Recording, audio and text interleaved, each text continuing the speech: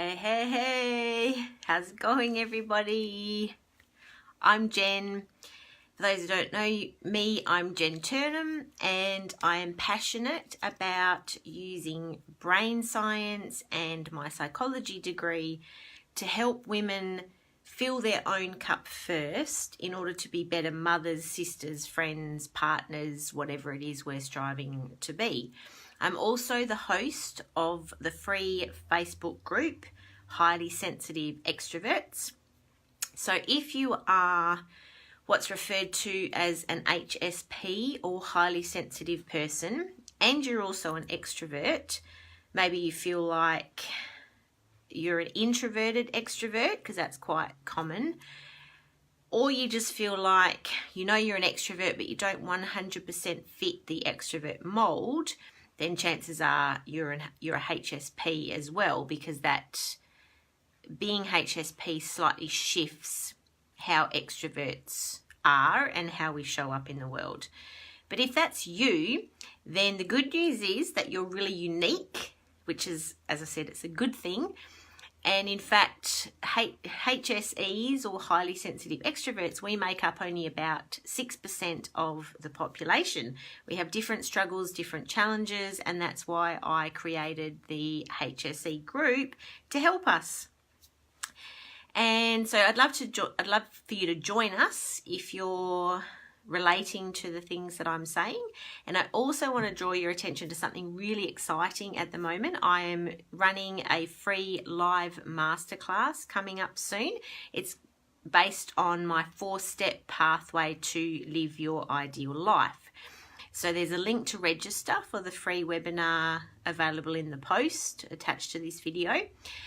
Even if you don't think you can make it live, then please register, because everybody who registers for the webinar will be sent the webinar or the masterclass replay so that you can watch it at your convenience. So why not do it now? Register for the webinar, because I am just going to make sure that I share this video in my HSE group of absolutely wonderful ladies. So it's ladies only, just to clarify.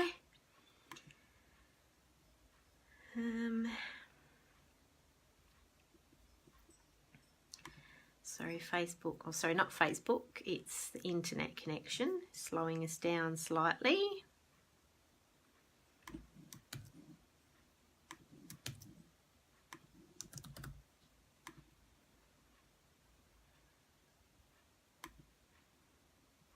Okay, we're up and racing. Let me just mute that. All right, so today's topic is following on from last week. So last week I talked about living your ideal life and my story in terms of what I have done to start living my ideal life. And today I wanted to talk a little bit more about the barriers that we might come up against to living our ideal life. And in order to, because they're obviously what's stopping us, so we need to first of all identify what's in the way so that we can break down the barriers and start living our ideal life. So for those of you who might be watching this and aren't in the group, or you haven't commented in the group yet, when I say, are you living your ideal life? If not, why not? What are the first few words that come to your mind when I ask that question? So are you living your ideal life? And if not, why not? The words or the phrases that enter your mind can be good or bad, whatever they are, I'd love to hear, because if it's bad stuff, then that chances are that's the obstacles and the barriers popping up in your brain. And so that's obviously helpful to identify, because our brain does throw up barriers and obstacles, because change is scary and it takes energy and effort. So please be honest with me, because your answers really do help me kind of make sure that I'm addressing all these things for people. So let me know in the comments what words pop into your head when I say, are you living your ideal life? And if not, why not? And as I mentioned earlier, I asked this question in our Highly Sensitive Extroverts Ladies Only group the other day. Thank you so much to the ladies in the group who got real, they got vulnerable, and they just shared from the heart. You guys rock. Thank you so much for doing that. Some of the answers that we got included feelings of worthlessness, which broke my heart, procrastination, being stuck on the hamster wheel of life, going round and round and round, you can't get off, money, making sure we think about what ideal means for us, because obviously it's different for different people, and family responsibilities was another barrier. So I've summarized those responses that I got into a list. I've come up with 5 categories. First of all is it's too hard, or we have a lack of direction. Secondly, it's a mindset issue, so there might be self-doubt or self-sabotage or something else like that going on. Thirdly is money. Fourth is not enough time. And lastly, family responsibility. So I'm going to go through each of those perceived barriers, and I'm going to try and knock them over, basically. So let's start with too hard, or we're lacking a bit of direction. Now, I totally get this, because living your ideal life, even that statement is really quite broad. So even if you decide you want to make some changes and to start living your ideal life, it doesn't require a complete life overhaul. It can just be small changes. So even if you decide you want to make some small changes, the obvious question would be, well, where on earth do I start? I don't even know where to start this thing. And the other thing about contemplating change is it has the potential to cause our lazy brain to go into overwhelm and think that it's all going to be too hard. And when our brain does this, it basically shuts down. Because as I've mentioned in many of my videos before, the human brain is lazy, basically. It's programmed for survival, if that makes sense. And to survive, our brain needs to conserve energy as much as possible, which is why it often poo-poos any new ideas that you come up with, even exciting, wonderful ideas. Because they fall into the too hard category, your brain just goes, oh, nah, too much, shut down. Now that's where I come in, because I can help you implement small changes slowly at first, one at a time, so that we don't send your brain into overwhelm. So really, the key to this one, or the key to knocking this barrier over, is it's about how we start to implement the changes that we want to start living our ideal life. And then the other cool thing about this is once the reward center in our brain is activated, it gets a little easier to keep going as well. So overcoming the too hard barrier or the lack of direction is easier to do with a little guidance and a little coaching from someone else. Trying to do it all alone, however, is a recipe for failure, or it will take 3 times as long to achieve the same results. And if you're like me, you want to see results now, or it doesn't seem worthwhile, or maybe not now, but pretty fast. Otherwise, you kind of start to lose your momentum and lose your motivation. Now, the second barrier that I want to knock over tonight is mindset. Now, this is really quite common, and in fact, I think this is probably a common denominator in almost everybody that has potential mindset barriers. So maybe you have some doubts about your abilities. Maybe you quite commonly self-sabotage. Maybe you have some unhelpful subconscious thought patterns or attitudes. Could be along the lines of, I don't deserve it, I'm not good enough. And believe it or not, these unhelpful thought patterns are really common in women. They don't usually appear in men. Men just, oh yeah, I just go out and get it. I want something and I go and get it. Whereas women, I'm not even going to delve into why and where from, but it is really quite common for us to doubt ourselves. So if mindset is an issue for you, never fear. You're not alone. Pretty much all women, I would suggest, would have some sort of mindset issues holding them back. But that's also another one that's really quite simple to fix. It takes effort and takes energy, of course, but I can help with that because I can teach you some cognitive behavior brain techniques that offer simple solutions to overcome unhelpful thought patterns and attitudes. So even if mindset is your biggest barrier, then rest assured that it's a relatively easy one to knock over. Now, the third issue I wanted to talk about, or the third barrier, is money. Again, this was quite a common one that came up, and I'm going to offer you two potential explanations or myth-busting solutions here. And the first one I wanted to put out there is we've become a very materialistic society, obviously. So the first solution, I suppose, is we don't actually need as much money as we think we do, in particular to live our ideal life and achieve true happiness and fulfillment, because that's really what living your ideal life is about, is am I doing things to feel truly happy and fulfilled? So the good thing is that, as I said, we don't need as much money as we think we do to do that. And in fact, one of the ladies in our group, she's already living her life, in her words, 99% of the time. Now, I know that she's not absolutely rolling in money, but I think the difference is what she's done is she's recognized the value of having really wonderful relationships in her life.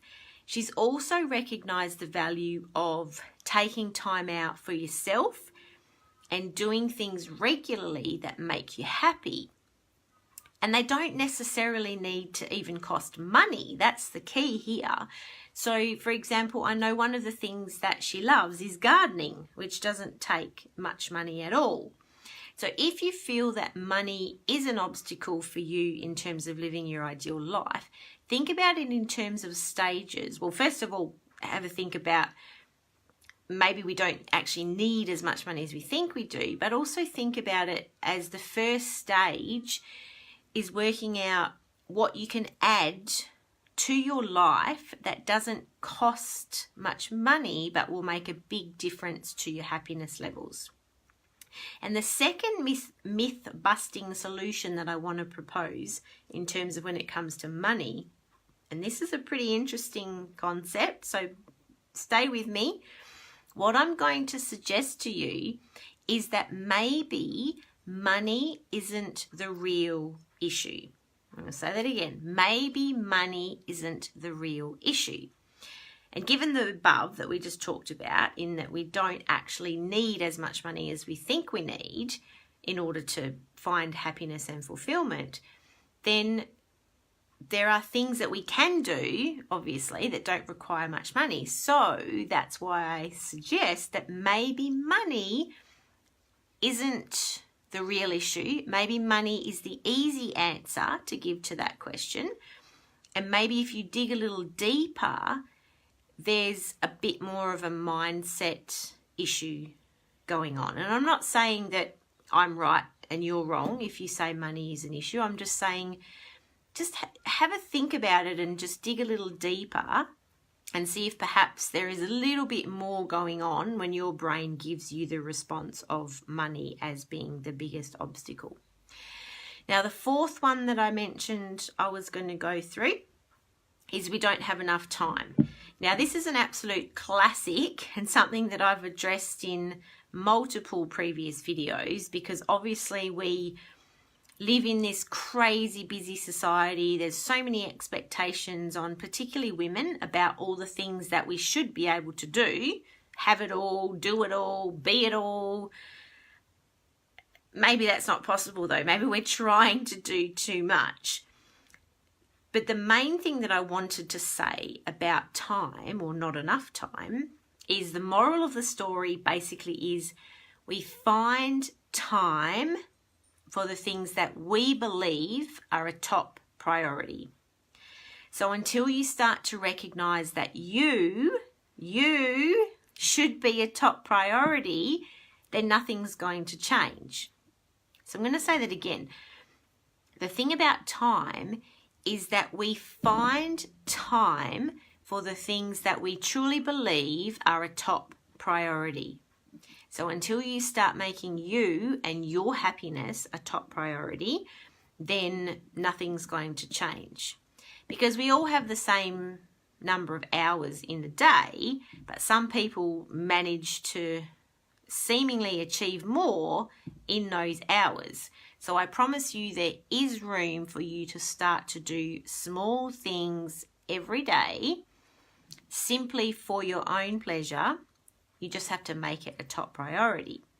And only you can do that. That's the key here. Only you have the power to change that. It might require a subtle shift in your thinking. Or if you're somebody who puts everyone else's needs before your own, it might actually require a bit of a complete overhaul of your mindset in order to start seeing yourself as a priority. But it is possible. So a couple of things that I'm going to suggest to try here. So first of all, start by using a calendar or a diary or something that's got time slots in it, and map out, as in write in, your essential tasks, things that you must do because there are no other options. So for example, it could be working. If you have to work from 9 to 5 every day and there's no other option, then you put those hours in your schedule first. Then add the other things that you do to fill your time. And the key here is to take a closer, and the key word here is objective, look.